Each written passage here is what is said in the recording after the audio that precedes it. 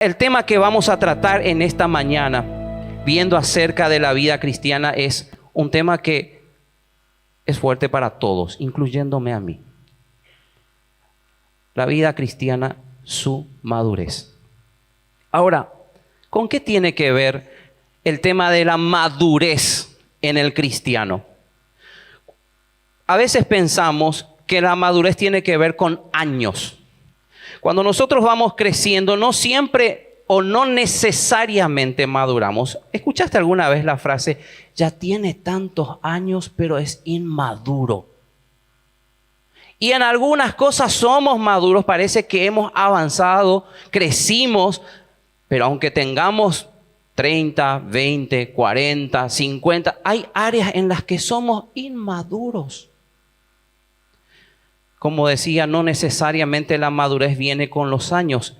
Es considerable la diferencia entre la edad y la madurez. Claro, lo ideal es que cuanto más años tengamos, más maduros podamos ser.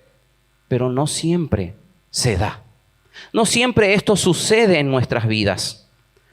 Hoy, juntos, quisiera que podamos ver algunos versículos para entender mejor, más que una definición, el concepto de la madurez. Pero antes, quisiera que podamos orar una vez más. Padre Celestial, estamos aquí juntos, reunidos. Qué hermoso poder cantar, qué hermoso poder alabarte. Pero en este momento, Señor, te pido que tú nos hables. Que tu Espíritu Santo tome tu verdad y nos confronte, Señor. Todos, sin excepción alguna, necesitamos de ti, Señor. Necesitamos mostrar a Jesús en una forma real. Háblanos en el nombre de Jesús. Amén. Muy bien, para entender un poquito acerca de este concepto de la madurez, tenemos que ver algunos versículos y Pablo, por ejemplo, se va a tomar su tiempo y hablándole a los hermanos de Corinto, a los corintios, en el capítulo 3 vamos a ver que en algunos versículos, vamos a leer versículos 1, 2 y 3, dice, de manera que yo, hermanos, no puedo hablaros como a espirituales, sino como a carnales, como a niños en Cristo. No dice que son niños, sino dice que son como niños. Resalta esa frase, niños. Esa palabra, como a niños en Cristo. Dice, os di a beber leche y no vianda porque aún no erais capaces ni sois capaces todavía. Viste que dice la palabra de Dios, desead como niños recién nacidos la leche espiritual no adulterada, y dice que a través de eso nosotros vamos a crecer. Pablo no está diciendo que dejemos de hacer eso. Lo que está hablando acá un grupo de hermanos que no pueden ahondar, no pueden profundizar en temas de la palabra porque dice el versículo, y no vianda, no les puedo dar otra cosa más sólida, más profunda. ¿Por qué? Porque aún no son capaces. No son capaces, ni sois capaces todavía. Porque aún sois carnales, pues habiendo entre vosotros, y ahí da una lista, celos, contiendas, disensiones. La pregunta dice, con todo esto, ¿no sois carnales y andáis como hombres? Y claro, somos hombres imperfectos. Pero están andando como hombres, dice, no espirituales, sino carnales. A propósito, existe el cristiano carnal. Hay gente que no lo cree, pero tenemos la evidencia bíblica y nos puede gustar, no nos puede gustar. Pero existe aquel cristiano que un día entendió, aceptó a Cristo, pero no le permite al Espíritu tomar el control total de su vida. Que todavía hay áreas de su vida, dice, Señor, acá no te metas, esto es mío, carnal. Y Pablo dice, andáis como niños, porque son carnales. Dice en el capítulo 13 al mismo grupo de hermanos, dice versículo 11, cuando yo era niño, dice Pablo, hablaba como niño, pensaba como niño, juzgaba como niño, mas cuando ya fui hombre dejé lo que era de niño. Y en el capítulo 14, luego de estar ahí, habló del amor, habla acerca de los dones a propósito. ¿A quién le habla Pablo cuando escribe a los corintios? Un grupo de cristianos. Y son una iglesia rica en dones, en capacidades, en habilidades, tenían todo. poder decirlo así, la iglesia que tal vez todos quisiéramos estar. Pero ¿sabes qué? Capítulo 14, versículo 20, después de hablar del mal uso de los dones, porque Dios nos dio habilidades sobrenaturales para beneficiar al cuerpo, no para gloria nuestra. Y les va a decir, hermanos, versículo 20, 14, 20, no seáis como niños en el modo de pensar, sino sed niños en la malicia. No te dice que seas tonto, pero no seas hábil para lo malo. No seas rápido para lo malo, sino tenés que ser maduro, avanzar en tu forma de pensar. Dice, pero maduros en el modo de pensar. No debemos llegar al punto de confundirnos, porque también uno puede decir, bueno, pero Jesús en Mateo capítulo 18, hablando de los niños, invitó a un niño a venir ahí, lo sentó sobre sus piernas y le dice, si no os volvéis como niños, no entraréis en el reino de los cielos. Podemos argumentar. Pero ¿sabes qué? Aquí Jesús lo que está haciendo en Mateo capítulo 18, 1 al 4, resaltando la sensibilidad de los niños. Su sencillez, su docilidad, su fe. Si no somos sensibles como un niño, no vamos a llegar a Dios. Nuestro orgullo, no necesito de Jesús. No nos va a hacer ver nuestra necesidad. Eso es lo que estaba diciendo Jesús.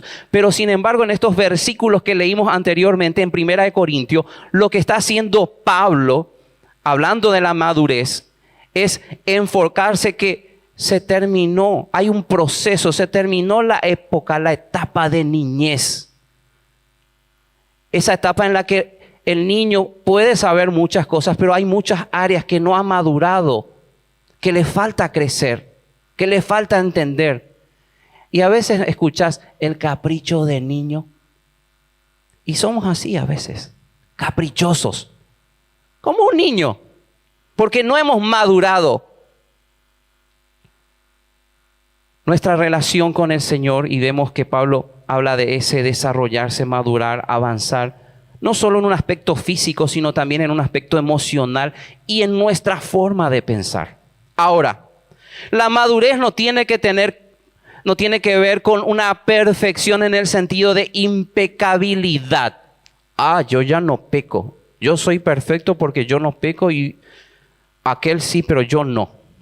La madurez tiene que ver con avanzar en mi relación con mi Dios, crecer, no estancarme y no estancarme en mi conocimiento, lo que sé de mi Dios, lo que sé de su palabra, que finalmente va a afectar mi carácter, mi conducta, mis convicciones, mi comunicación, lo que yo hablo, mi forma de hablar.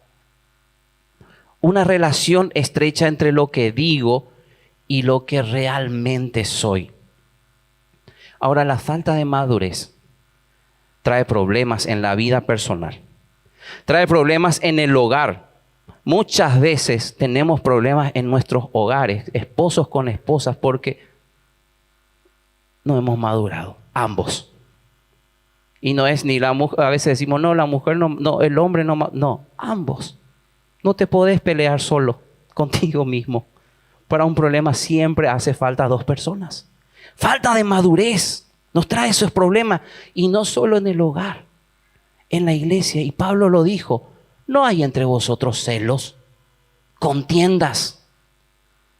Se habla de grupismos también. No, después dice, yo soy de Pablo, yo soy de...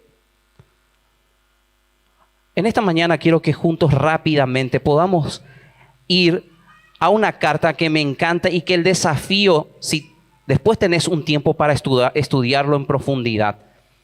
Santiago habla acerca de la madurez o la perfección. Esta palabra se va a repetir en 4 ocasiones y después vamos a explicar más profundamente a qué se refiere cuando dice perfectos. Pero el desafío de Santiago es, vamos a crecer, vamos a madurar. ¿Cuántos años tenés? Lo que pasa es que tengo 40 años de cristiano y eso me respalda. Sí, pero ¿sos realmente lo que decís o son puras palabras? Entonces les invito a abrir sus Biblias y vamos al capítulo 1 de Santiago, y empiezo con este versículo que dice así: En el versículo, voy a leer el versículo, los versículos anteriores, incluso, no solo el 4. Leo el versículo 2, dice: hermanos míos, tened por sumo gozo cuando os halléis en diversas pruebas, sabiendo que la prueba de vuestra fe, ¿qué dice? Produce paciencia. Y acá está el versículo. Mirá, versículo clave de Santiago dice: mas tenga, ¿qué? La paciencia su obra completa. Y acá nos dice el propósito que tiene Dios para con sus hijos, para que seáis perfectos y cabales sin que os falte cosa alguna. Dios está haciendo un trabajo en tu vida y en mi vida a propósito. Yo no me salvo de esto. De lo que Dios... el pastor es perfecto. No somos perfectos. Yo necesito, así como vos, crecer. Y no te da la garantía. Pero estudiaste teología. Si no lo vivís, no sirve de nada. Es un papel que se va a quemar algún día. Dios me confrontó. Y hablando con los chicos, no le avisé a la gente de multimedia, pero decidí ponerle ahora este título. Hay un hermano que me ama, me escribe, me anima, es un mentor, y él siempre me dice, y este es el título: Joel, ser antes que hacer. Ser antes que hacer. Porque ¿qué marca la diferencia entre las religiones y la relación de la vida del cristiano? Todos hacen. Pero vos sos o solo haces. ¿Sos de verdad o solo haces? Ahora, en primer lugar vamos a ver el cristiano maduro y las pruebas. Vemos ahí en los versículos 2 y 3 del capítulo 1 de Santiago, ya leímos, dice: hermanos míos, tened por sumo gozo cuando os halléis en diversas pruebas, sabiendo que la prueba de vuestra fe produce paciencia. Es interesante ver esa palabra, y esa palabra tiene que ver con resistir, aguantar, tiene que ver con constancia. Ahora, Santiago no dice que debemos tener por sumo gozo si pasamos por pruebas, sino dice: ¿cuándo pasas por prueba? Cuando nosotros pasamos por prueba. Ahora, ¿cuál es el propósito? Y ya lo hemos leído también en este versículo, de Dios para con sus hijos con el tema de las pruebas. Es la de perfeccionarnos.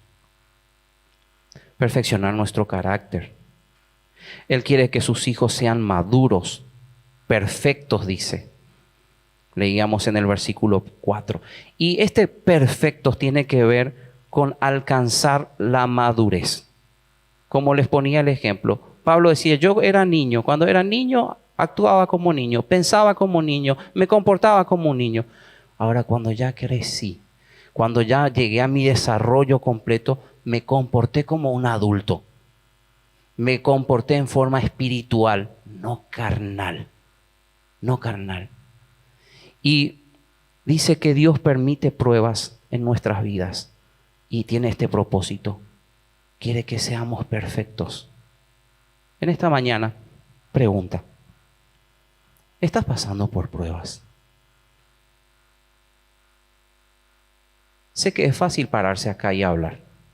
Y tal vez el que está pasando pruebas, seguramente más de uno, dice: lo que pasa es que vos no estás en mis zapatos. Pero pienso en un Job y la pasó difícil. Y a veces uno dice: ¿por qué Dios? ¿Por qué Dios permite? ¿Por qué Dios permitió? Pero me encanta esa conversación que tiene Dios en las esferas celestiales, y viene Satanás y le dice: ¿no le observaste a Job, mi siervo?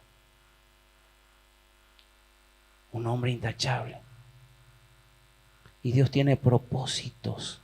A veces nos va a costar muchísimo, sí, lo sé. Pero Dios quiere que seamos perfectos. Y después vemos en algo interesante en la vida de Job. ¿Se acuerdan? Dice: de oída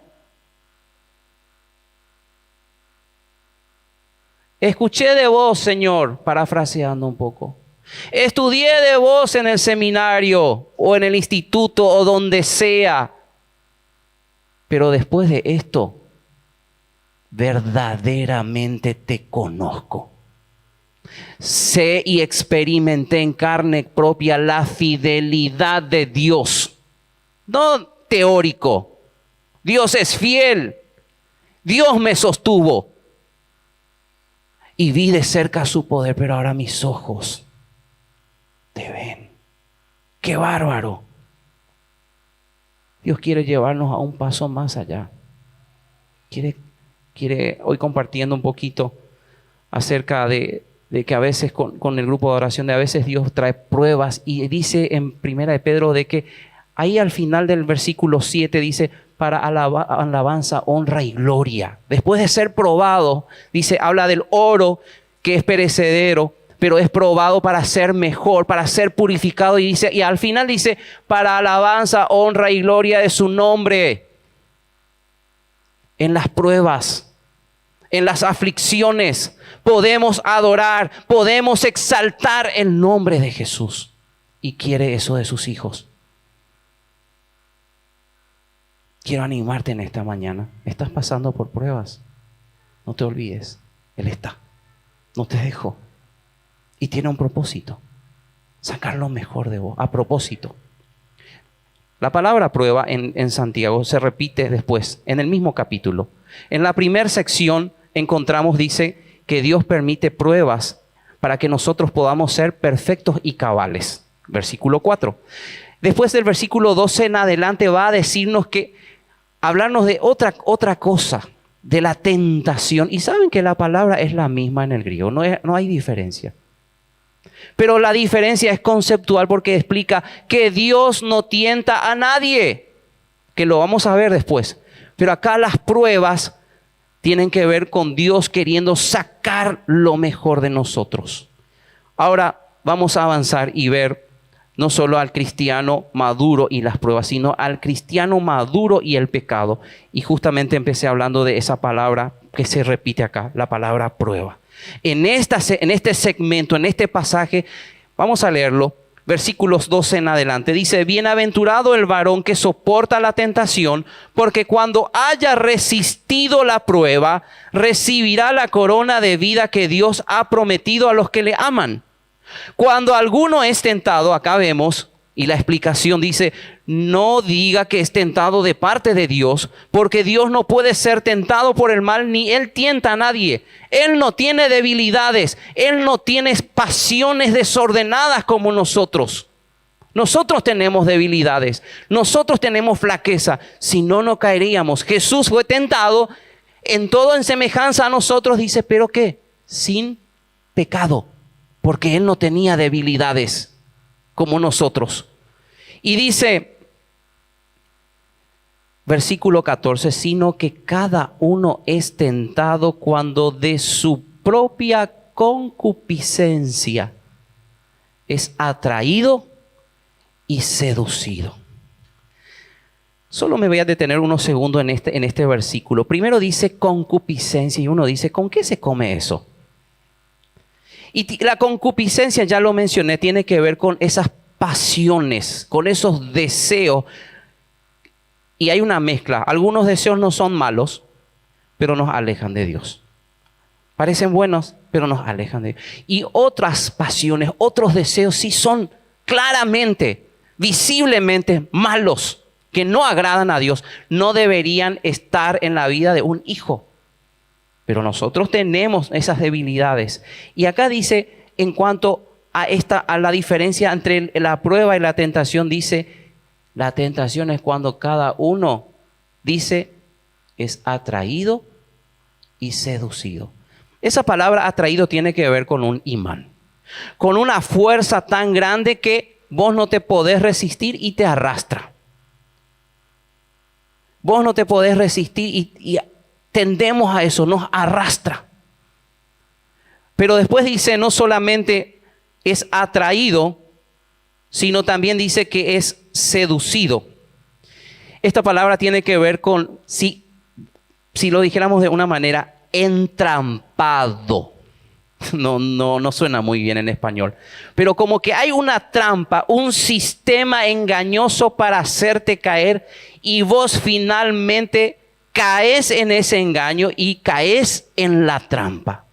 Cada uno es seducido y atrapado.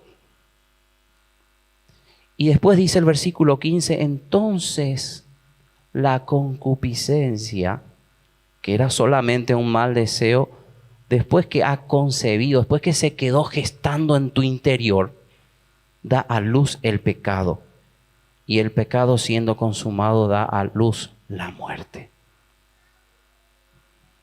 El cristiano, su madurez, cristiano maduro y el pecado. Muchas veces pensamos que el pecado o caer en pecado es algo instantáneo.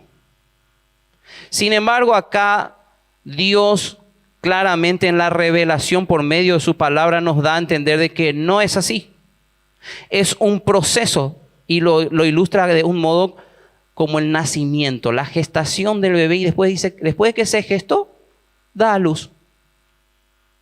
No es algo instantáneo. ¡Uy! ¡Caí!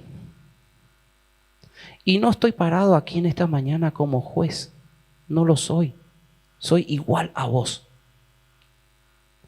Pero quiero animarte, ¿sabes qué? Hay un proceso. Me viene a la mente David. ¿Por qué razón dice el texto que no salía, en esa ocasión que él cayó, no salió como los otros reyes a la guerra? Tal vez era una costumbre y él no lo hizo. Se levantó tarde, ya era de tardecita, se levantó y se subió al balcón, dice, y no hubo lo que nosotros a veces decimos la mirada casual, porque la casual a veces no la podés evitar. Te vas andando, caminando por la calle y ves algo que no deberías mirar, no deberías ver como hijo de Dios, pero no tenés chance, te topaste con eso. Pero David no solamente, no tengo que ver eso. Se quedó y avanzó.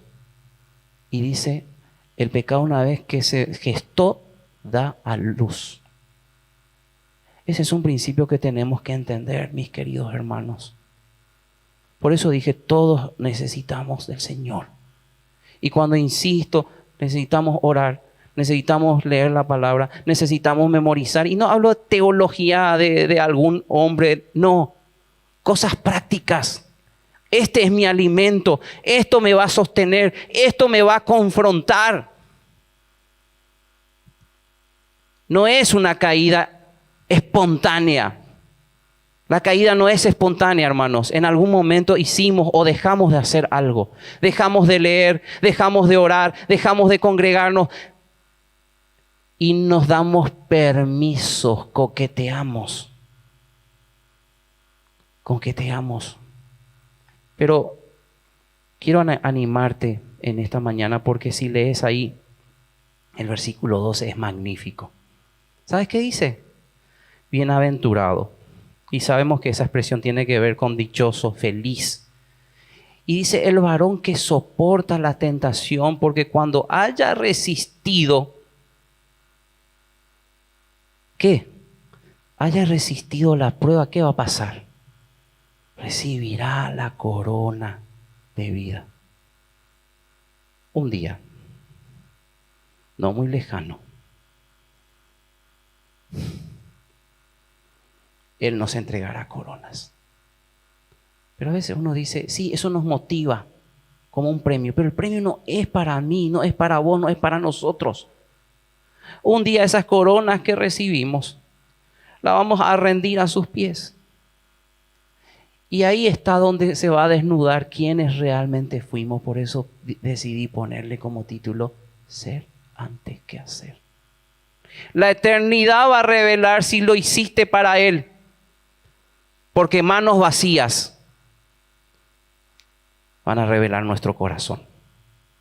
Canté mucho, te amo Dios. Pero manos vacías van a mostrar que yo realmente tal vez no fue tan así. Y tal vez fuiste una persona de bajo perfil, como le decimos, calladito, sirviendo, entendiendo, tengo luchas, Tengo que ser mejor cristiano, necesito del Señor. Y tal vez nadie te ve, nadie te aplaudió, pero ahí vas a estar rindiendo tus coronas al Señor. Y todo lo que dijiste, cantaste o hiciste acá, se van a poner en evidencia. Ah, de verdad, no de plástico, no solo de palabras, sino de hecho y en verdad. El cristiano maduro y el pecado. No somos perfectos, mis queridos, mis queridas hermanas, pero debemos avanzar. Y decía un profesor, y yo le decía una vez, pero ¿cuál entonces es la diferencia entre estos hombres que nosotros leemos en la historia, en la palabra de Dios y en la historia que marcaron, impactaron? Y un día me decía, el tiempo que tardan en confesar y dejar el pecado. Porque somos pecadores, redimidos, pero seguimos luchando. A propósito, te tomaste un tiempo esta mañana para confesar. Y vos decís, ¿pero qué? ¿Qué voy a confesar?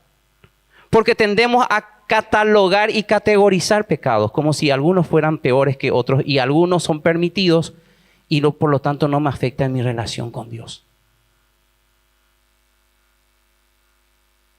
Tomaste un tiempo para confesar pecados. Dice 1 Juan capítulo 1, versículo 9. Si confesamos nuestros pecados, Él es fiel y justo para perdonar nuestros pecados y limpiarnos de toda maldad. La gracia de Dios. Andar en limpieza. Porque no estoy limpio todos los días. Necesito confesar. El cristiano maduro, ¿cómo ve el pecado? El cristiano maduro y su práctica. Vamos a la sección acá de Santiago, en el capítulo 3. Santiago capítulo 1. Y vemos que dice en el versículo 22. Dice así, pero sed hacedores de la palabra y no tan solo oidores, engañándoos a vosotros mismos. ¿Sabes que esa palabra hacedor literalmente significa un poeta, un escritor de poemas? Esa es la palabra griega. Eso es lo que describe un escritor de poemas. Ahora, un escritor de poema no se hace de la noche a la mañana. Aunque tenga el talento, aunque tenga la habilidad y aunque tenga una preparación, los estudios, él tiene que escribir. Tiene que ejercitarse, tiene que avanzar, tiene que escribir y a veces prueba, error, me salió mal y así voy avanzando. Y acá dice, sed hacedores, ejercitate. Trabajá en poner en práctica lo que escuchaste, en poner en práctica lo que memorizaste. No nos convertamos en cabezones. Mucha información, poca vida. Dice, porque si alguno es oidor de la palabra, pero no hacedor de ella, este es semejante al hombre que considera en un espejo su rostro natural. Interesante esa frase. Su rostro como estaba antes, su rostro como estaba al principio. Y obvio, su rostro fue cambiando en el tiempo, ya no tiene el rostro de cuando era adolescente. Su rostro incluso en el día cambió. Me afeité, no tengo más mi barba, pero estoy caminando por la calle y van apareciendo cosas, sudor y cosas que van manchando. Y por lo tanto el texto nos va a decir, andate siempre al espejo que es la palabra de Dios. Ahora, a propósito, no siempre me va a gustar lo que veo en el espejo, pero el espejo va a ser fiel y me va a mostrar quién soy. A ustedes les puedo engañar, ustedes nos podemos engañar entre todos, pero la palabra de Dios escudriña lo más profundo de tu corazón y es como un espejo. A propósito, esta mañana pasaste un tiempo con la palabra. Yo miré esta mañana en la palabra y les voy a confesar, no me gustó todo lo que vi. Pero Dios me dice, así tenés que ser. Y yo te voy a ayudar, te voy a dar la fortaleza. Viendo ese versículo, ese pasaje ahí, vemos el versículo 25 dice, mas el que mira atentamente en la perfecta ley, la de la libertad, y persevera en ella, no siendo oidor olvidadizo, sino hacedor de la obra, este será bienaventurado en lo que hace. En el capítulo 2 vemos justamente, a veces tendemos a confundirnos y decimos, acá en el capítulo 2 se refiere a la fe versus las obras. No, está hablando acerca de una fe genuina y una fe falsa. Y la fe genuina no hace para salvarse obras, pero la fe genuina tarde o temprano tiene que tener evidencias. ¿Sos o no sos? Tarde o temprano tiene que haber evidencias. Y en el capítulo 3 podemos ver en algunos versículos, dice, por ejemplo, en el versículo 13, ¿quién es sabio y entendido entre vosotros? Muestre por la buena conducta sus obras en sabia mansedumbre. Tampoco es en ese orgullo, mira quién soy más que vos. En sabia mansedumbre. Mostrá. Y a veces es preferible, cállate la boca. Decía un profesor, no te pierdas la oportunidad de callarte la boca. Luego, sí, es muy fuerte lo que está diciendo pastor. No te olvides que hay un versículo que en las muchas palabras nos falta pecado. ¿Para qué hablar si no es necesario? Si no es necesario, viví y cerramos la boca. Porque vemos más adelante, dice, pero si tenéis celos, versículo 14, amargos y contención en vuestro corazón, no os jactéis ni mintáis contra la verdad. Porque esta sabiduría no es la que desciende de lo alto, sino que dice terrenal, animal y diabólica. ¿Qué sabiduría empleas para tu vida diaria? ¿La que desciende de los cielos? Ahora es antagónico, es contrario a la vida cristiana. Porque el mundo dice, no dejes que te pisoteen. Y yo sé que ahí hay una línea delgada de decir, sí, no tengo que dejar que me pisoteen. Pero acá dice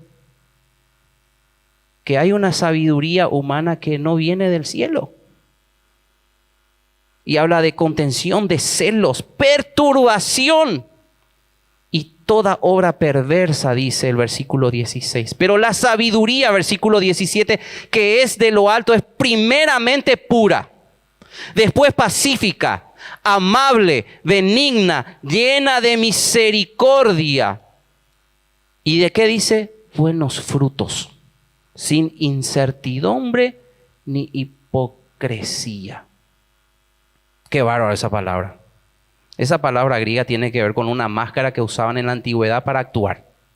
Sin máscara, hermanos. Comenzando de mí. A propósito, ¿qué máscara me puse esta mañana para venir a la iglesia? Dios quiere que seamos reales. Reales. ¿Y cuál es el problema si voy al Señor y le digo, Señor, estoy luchando con esto, ayúdame, fortaleceme? Y yo como hermano también te voy a apoyar, te voy a orar por vos. Pero saquémonos la máscara. Seamos genuinos, reales. Hay un mensaje obvio en esto.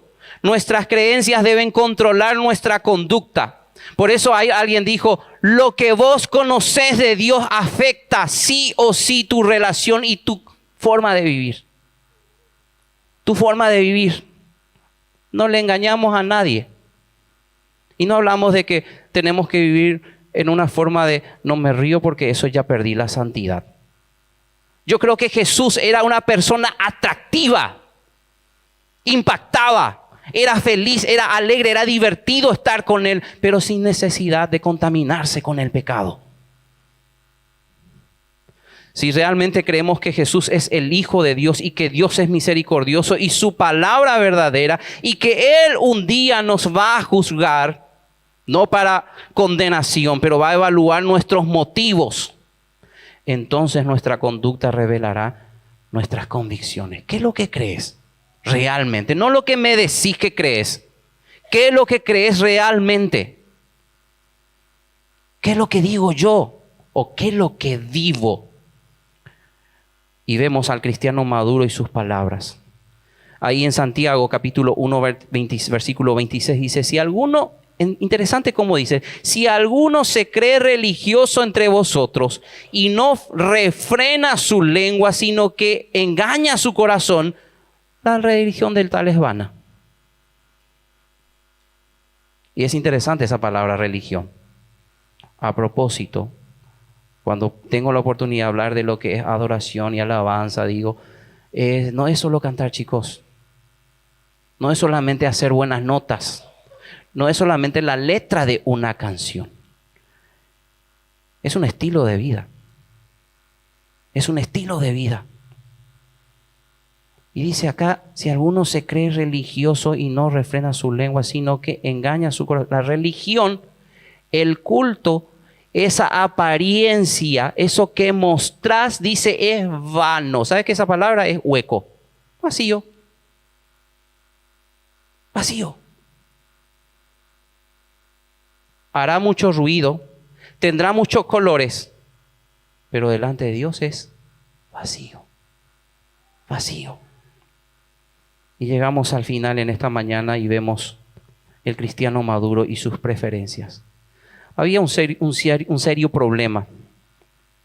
Y Santiago va a decir, acá llega uno que tiene plata y muchos se acercan y se sientan con él.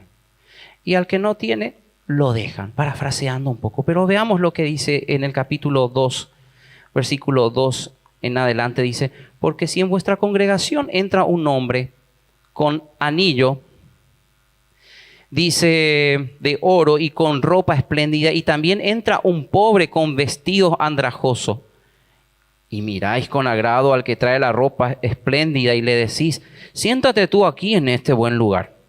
Y decís al pobre, estate tú, quédate nomás por ahí vos, en pie. O sentate aquí abajo de mi estrado. ¿No hacéis distinción entre vosotros mismos y venís a ser jueces con malos pensamientos? Viene a mi mente un pasaje que se encuentra en Deuteronomio capítulo 19, versículo 17, y dice, porque Jehová vuestro Dios es Dios de dioses y Señor de señores, Dios grande y poderoso, temible, dice, y que dice, no hace acepción de personas ni qué, toma cohecho. Dios no discrimina a nadie. No importa de dónde venís, no importan tus estudios, no importa si tenés plata, si no tenés plata, no importa si sos norteamericano, si sos latino, si sos europeo. Él no hace acepción de personas y dice, y no, esa palabra cohecho es increíble. No se deja sobornar. No recibe coima. Él ama a todos por igual y un día juzgará a todos por igual. Él no hace acepción de personas. Jesús no hizo acepción de personas. Aún sus enemigos en Mateo capítulo 22, versículo 16, dijeron, no te cuidas de nadie porque no miras que dice la apariencia de los hombres. Y sabemos que Dios mira el corazón. ¿Nunca escuchaste la frase, te tratan como te vestís? Y no digo que no se vistan bien, hermanos. Vístanse como corresponde. Pero qué triste es cuando está esa realidad en nuestras vidas. Te tratan como te vestís. Y te escanean. Y si estás bien vestido, tenés apariencia. Ah, soy amigo de este. Dios no hace acepción de personas. Y gloria a Dios.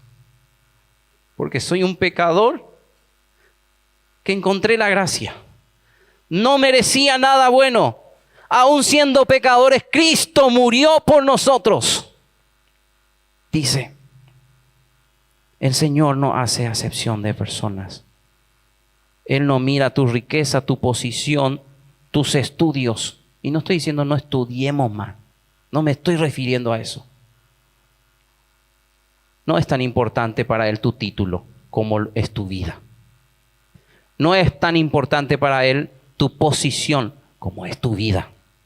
No es tan importante cuánto tenés en el banco para Él. sino es tu vida. ¿De qué le sirve al hombre ganar todo y perder su alma? De nada. No olvidemos que el Señor está haciendo su obra en nosotros. Debemos dejarle actuar. Vuelvo a nuestro versículo de Santiago 1, versículo 4, que dice: mas tenga la paciencia su obra completa. Sí, Dios nos enseña también a ser pacientes cuando permite que pasemos por pruebas. Dice, para que seáis perfectos. Ya mencioné el concepto de completos, de haberse desarrollado, y hay un trabajo en ello. Describe un trabajo, no es que solo voy a crecer espontáneamente. Si bien Dios dice que Él es el que produce en nosotros tanto el querer como el hacer, pero también sigue diciendo que nosotros debemos despojarnos del viejo hombre, debemos ser llenos y cosas prácticas que nosotros debemos hacer. Y dice perfectos y cabales en el versículo 4 de Santiago. Y esta palabra increíble es porque es como completos por todos lados, en todos los ámbitos. Dios no quiere solamente que seas un religioso. Quiere que toda tu vida esté desarrollada, porque Él quiere que te vean. Quieren que le vean a Él a través de vos, en el mundo en el que te manejas, en los ámbitos en que estás. Vemos que también Dios, solo de pasada lo voy a mencionar, a veces Dios no solo permite pruebas, a veces Dios disciplina. Hebreos habla de esto a propósito. ¿Detectaste en tu vida la disciplina de Dios o no? O decís, ¿hace cuánto que el Señor no me disciplina? Si vos decís, no me acuerdo de una época en la que el Señor me disciplina, entonces ahí hay una seria cuestión. O probablemente llegaste ya a la perfección, o probablemente hay cosas más profundas. Mira lo que dice Hebreos capítulo 12. Ya habéis olvidado la exhortación que como a hijos se os dirige, diciendo, hijo mío, no menosprecies la disciplina del Señor, ni desmayes cuando eres reprendido por Él. Porque el Señor, al que ama, disciplina y azota a todo aquel al que recibe por hijo. ¿O no supiste identificar la disciplina? Y si el Señor te disciplinó, tal vez no sos hijo. Porque dice, si soportáis la disciplina, Dios os trata como a hijos, porque ¿qué hijo es aquel a quien el Padre no disciplina? Pero si se os deja sin disciplina, de la cual todos han sido participantes, entonces sois bastardos y no hijos. Dios ha tratado contigo, y es interesante porque Hebreo dice, la disciplina duele, la disciplina no nos gusta, va a tomarse todo un tiempo para explicar lo que es la disciplina, pero dice, no se desanimen porque Dios está trabajando en ustedes. Dios quiere sacar lo mejor de vos. Y vemos que en Filipenses capítulo 1, versículo 6 dice, estando persuadido, estando convencido de esto, que el que comenzó en vosotros la buena obra, la perfeccionará hasta el día de Jesucristo. Dios está trabajando, hermano, hermana, en vos, en mí. Dejémosle actuar. Tal vez estás diciendo, pero bueno, yo le he fallado mucho al Señor. He caído, he pecado. Y evidentemente no soy un cristiano maduro. Quiero animarte en esta mañana, quiero decirte que Él te espera con brazos abiertos, quiere perdonarte, quiere moldearte a su imagen y tiene grandes planes para tu vida. No le creas al enemigo que dice, ya está conmigo, no, el Señor no va a hacer más nada porque le fallé. Tiene todavía planes hermosos para tu vida y te está esperando. Ven a Él, reconcíliate con Él. En esta mañana puedes decir, tal vez uno dice, no, tal vez no caí en pecados, pero tengo tanto por crecer. Y decir, cierra tus ojos, tómate un tiempo en este momento y decirle, Señor, trabaja en mi vida, quiero dejarte orar. Quiero mostrar a Jesús. Quiero ser y no solo hacer, quiero ser de verdad. Y si has pecado, Primera de Juan ya lo mencionamos, Dios es fiel y justo, anda a confesar, arrepentite. Hay un pasaje que dice que el que encubre sus pecados no prosperará, mas el que los confiesa y se aparta, alcanzará misericordia. Arrepentirse no es solamente remordimientos, es tomar acciones. Dice, el que los confiesa y se aparta. Si alguna persona en esta mañana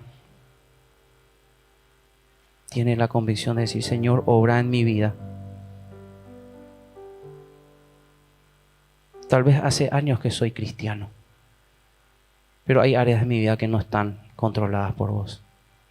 Puedes decir, Señor, hoy decido rendirte todo lo que soy, todo lo que tengo, todo lo que espero ser. Quiero que trabajes en mi vida para que Cristo sea formado en mí y yo pueda mostrar al mundo que Cristo está en mi ser. Decirle así en tu corazón. Si has pecado, decirle, Señor, hoy entrego mi vida, te pido perdón de mis pecados. Límpiame. Confío en tu plan. Confío en tu perdón. Úsame para tu gloria. Señor, gracias por tu palabra, que nos examina a lo más profundo, Señor. Pero qué hermoso pensar que tú nos quieres usar. Tú nos das oportunidad. Bendice mi vida, nuestras vidas como iglesia, que realmente podamos impactar a este mundo y podamos ser y no solo hacer. Que Cristo sea real en nuestras vidas. Gracias, Señor, por este tiempo. En el nombre de Jesús. Amén.